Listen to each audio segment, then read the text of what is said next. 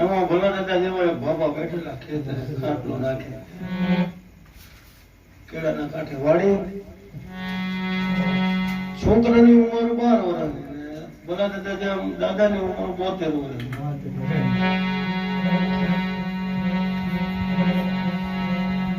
અને છોકરાને એમ તો દાદા છે આગળ ઘડીક બેહું, કઈક એની આગળ મને જાણવા કઈક મળે છે મારા જીવનમાં. બનો તો ખૂબ પણ કઈક આવો અનુભવ આગળ બેસું તો ગણતર મળે ને, ઘડતર મળે. વડીલો ને આગળથી ઘણું બધું શિક્ષણ છે.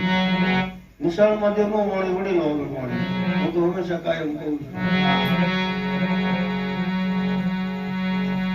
શિક્ષક તો એવું છે ને ભાઈ કે આ બધા શિક્ષકો પ્રવાસમાં કે ગુજરાતીમાં નહીં વાત કરવાની, સંસ્કૃતમાં જ બોલવાનું. બધા વિદ્યાર્થીઓને કહી દીધું, સ્ટાફને કહી દીધું કે ગુજરાતીમાં નહીં વાત કરવાની, સંસ્કૃતમાં જ બધી વાત કરવાની. જે કઈ ખાવું પીવું, હાલવું ચાલવું કરવાનું.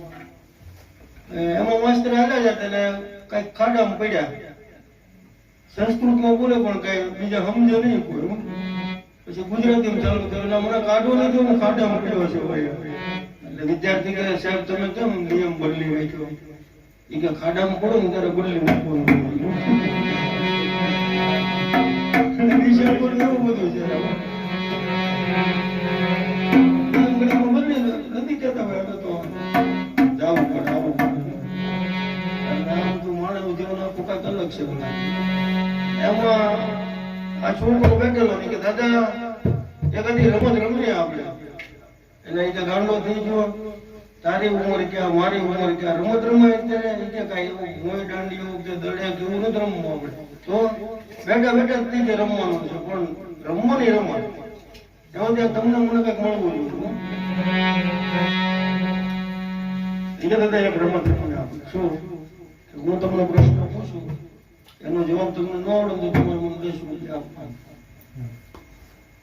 હવે જે ગાંડો થઈ ગયો લાગે, છોકરા મને કઈ આપતા નથી, એટલે તો અહીંયા હું ખેતરે આવું. બાબા કે બાબા બિચારા ગામડા નાતા, આ વગર માણસ ઘણું બોલી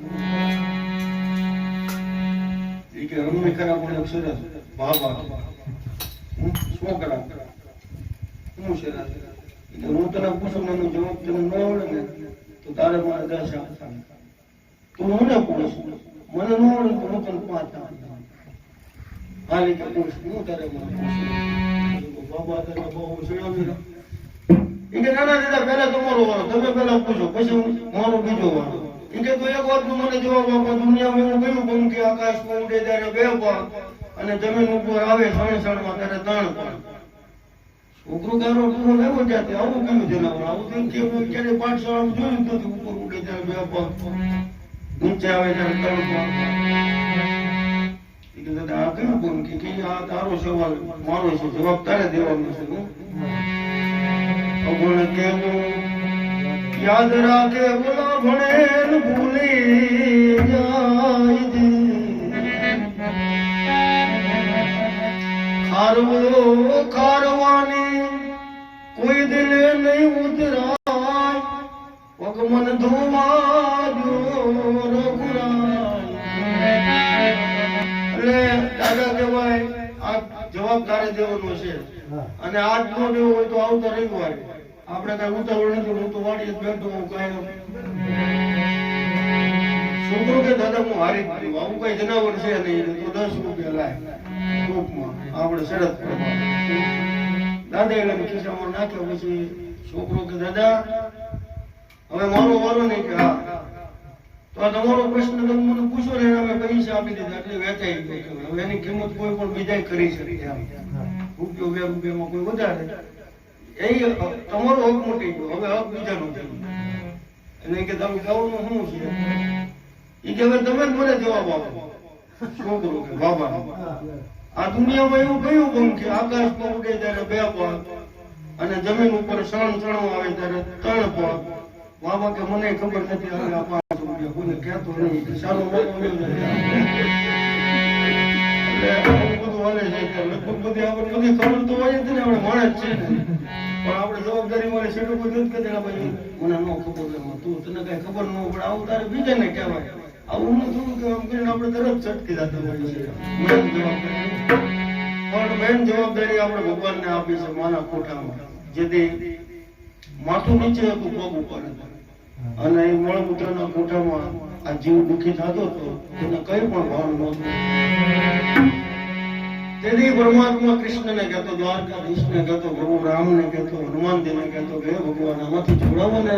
આ નીચે માથું ઉપર પગ રાખ્યા છે, હવે ખાઓ પીવું બધું ગળે આવે. એ કે છોડો એક જ ચરા. ભગવાને તેને એના શરતમાં રાખ્યા બધા. શું કે જન્મતા વજન કરવાનું ભગવાન, બીજું કઈ સંસારી બનાવો એટલે તારે જોતા પૂરતું રાખવાનું. બાકી એમાંથી સમય મળે એટલે પરમાત્મા સુધી પહોંચી જવું. ભલે એક માળા, બે માળા, હાલતા ચાલતા જે કઈ નામ સંસારીને શું છે.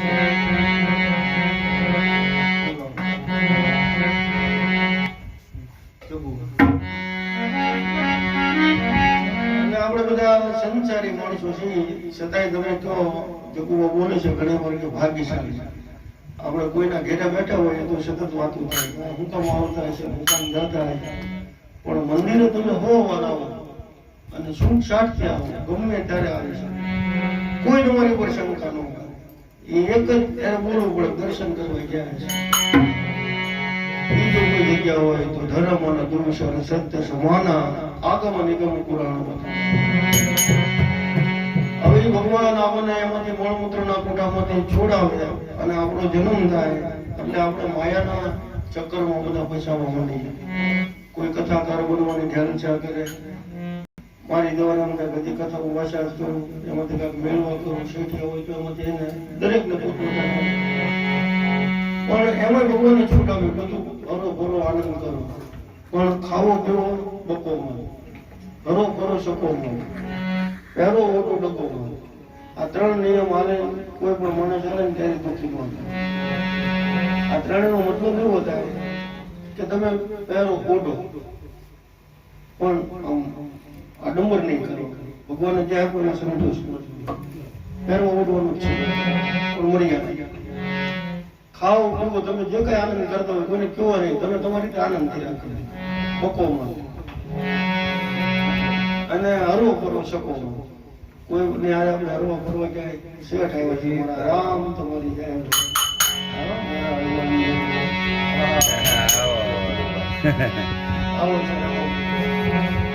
એટલે એમાંથી આપણે બધા ધીમે ધીમે દાદાની દયાથી આપણે મારા ઉપર બધા સતત પ્રયત્ન છે.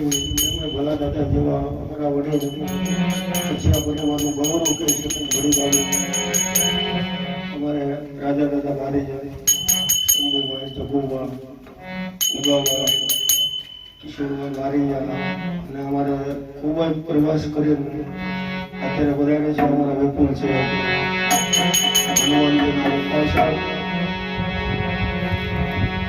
તો એમાંથી ભગવાન બધાને છૂટછાટ આપીને એમ કે ભાઈ તમે હરતા ફરતા જે કઈ થાય ને પ્રભુનું ભજન કરો, એ અંતે આપણો ઉદ્ધાર કરશે. ઈશ્વર બધી સાચી છે.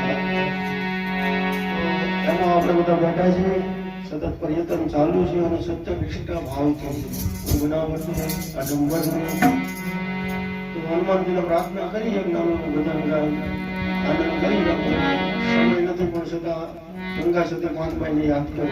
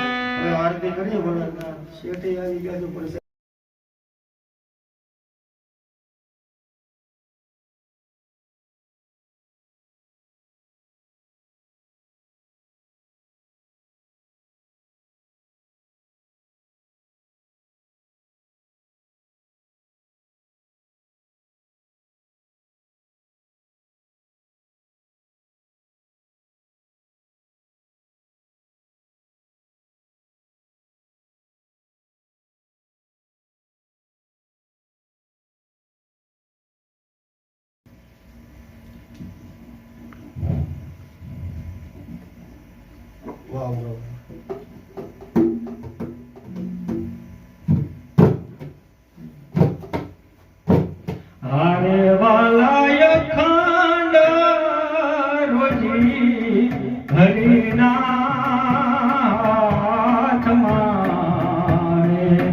દેવારે બળો રે નથી તું બળો ઈશ્વર નથી રે ભિખારી એ જીવાલાય ખંડ રોજી હરિનાય હાથમાં રે એમ દેવાવાળો નથી દુકડો ભગવાન નથી ભિખારી બાકી ઈશ્વર તો બધા માટે દયાળુ છે માટે જે માણસ જે કર્મ કરે એવું બધાયને ભગવાન પોતપોતાની રીતે ફળ આપતા હોય છે અને હવે આપણે આરતીનો સમય થઈ ગયો છે એટલે વિશેષ ટાઈમ નહીં લેતા આપણે હનુમાનજીની આરતીનો આનંદ લઈએ અને પછી આનંદ માણીએ.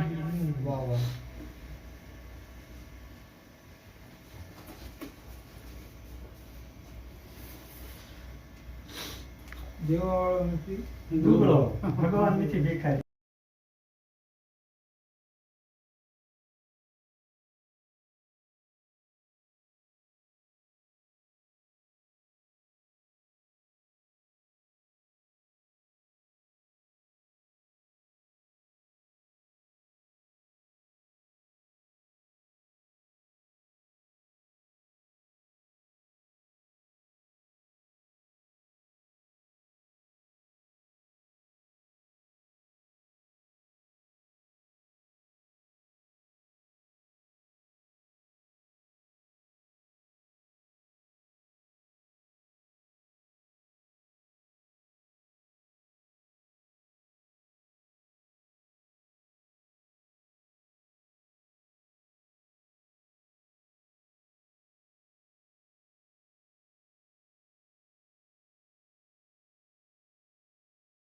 ચક્રી રહેવું એ પણ નીતિ છે. એમાંથી અમારે ગોકુલ શેઠ છે, કેટલા બધા ગામડાનો પ્રવાસ કરીને આવ્યા છે. પોતાની જવાબદારી પૂર્ણ અદા કરે. મિત્ર વર્ગ, સર્કલ વર્ગ, સંબંધી વર્ગ અને છેલ્લે એ બધું સાંસારિક પૂરું થયું એટલે તરત જોયું પાછા ભજન મળી જાય. આપણે વાત થતી ને તો બધું આપણે સંસારી લોકોને બધું જવાનું પણ છેલ્લે સમય મળે એટલે ભજનમાં, સત્સંગમાં કે ધાર્મિક ભલે 5 મિનિટ એવું નથી કે 5 કલાક આખો પણ એમાંથી શેઠ એક છે આપણે એટલે એનું ગૌરવ છે અને કાયમના માટે ગૌરવ હનુમાન દાદા પરમહંસ હનુમાનજી વધારે. તો હવે દાદાની આરતી કરીએ. ઉગાભાઈ ખૂબ સરસ મજા કરાવી. ભલાભાઈ તો અમારા શ્રોતા બને ભાવથી બધું સાંભળતા હોય અને આનંદથી સાંભળતા હોય. જિજ્ઞાસા પણ હોય ને જાણવાની અને એમાં કંઈક આનંદ પણ મળી જતો હોય છે શબ્દ રૂપે. રાજાભાઈ તો આવા ભાવથી આપણે દર્શન માટે લોકો ભેગા થઈએ છીએ એ ભાવ એમાં સતત વધારો રહે. નગર તો વિદેશના માણસો આવ્યા ને ગામડામાં બાજરાના રોટલા રીંગણાનું શાક કર્યું.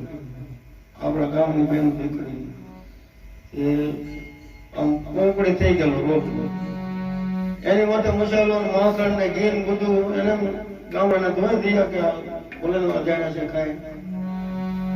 પોપડી ખાઈ ગયા રોટલાનો ઘા કરી હું સમજણ માં સંસ્કાર નું કરી એટલે એ હું પણ ઘા કરી દીધી કે દીશું હતી એટલે પણ ત્યારે બાજરે બોલ્યા ગુરુ હનુમાનજી મહારાજ દીવડા જગમગ જગમગ થાય.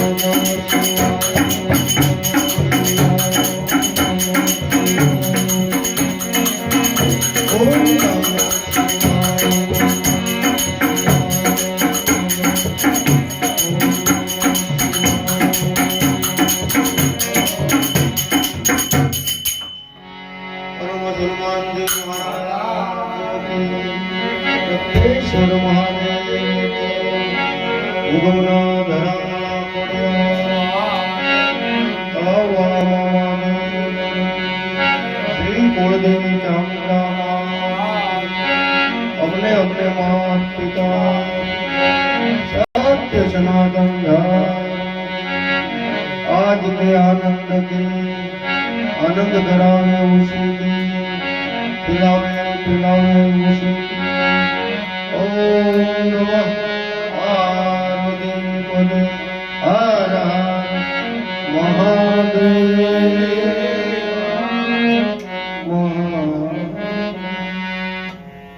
जय श्री राम दादा वाह मारा राम હનુમાન દાદા આવ્યો